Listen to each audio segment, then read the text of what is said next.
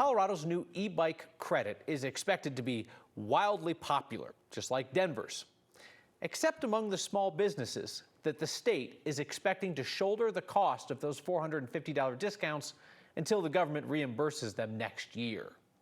Here's Steve Steger.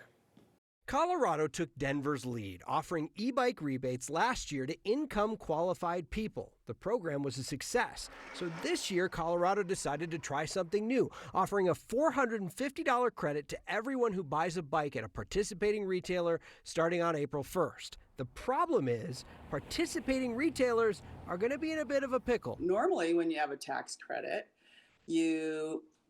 the purchaser takes tax credit off of their taxes at the end of the year. Well, they're asking businesses, all of our small bicycle businesses, to bear that load. Nancy Fox just sold her e-bike shop in Buena Vista and is still advocating for bike businesses today. She says instead of offering people purchasing bikes a credit on their taxes next year, the state expects bike shops that participate in this program to sell the bikes for $450 less for an entire year and then file for all of those credits in their next year's taxes, essentially making them wait over a year to get paid back and limiting their income. Margins on the bikes that people are most likely purchasing are between $400 and $450, maybe if we're lucky. On the website for the state's energy office, they acknowledge this, quote, may present a hardship for bike shops and suggest loan programs to get those businesses through the year. Most of us are in debt anyway, especially when we start the season,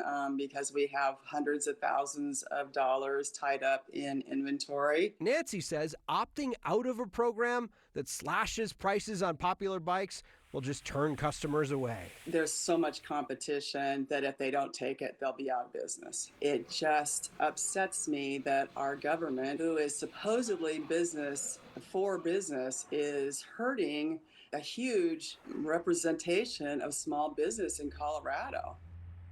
In a statement, the state's energy office told us by next year, they should be able to pay out those rebates at least quarterly. And retailers who participate can take a $500 credit this year for each bike sold. It's $50 more than the actual discount they offer at the register.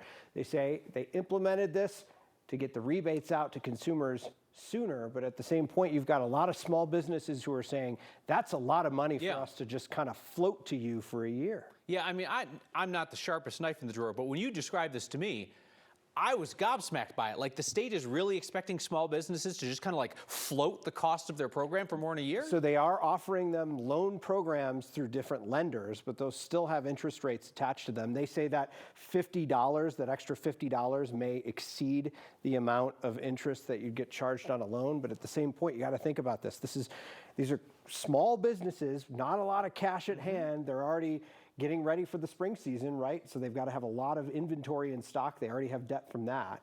And then you add this on top of it. A lot of them are concerned. And there's also the concern that a lot of the bikes that are affordable, a lot of these retailers may move those off the line right now to cover their margins while sell the larger bikes where they got the bigger margins and they might be able to float a little bit. Yeah, it's really interesting. Yeah. Steve Steger, welcome back to Next. It's good to be here. The people will be excited to see you again. Thank you.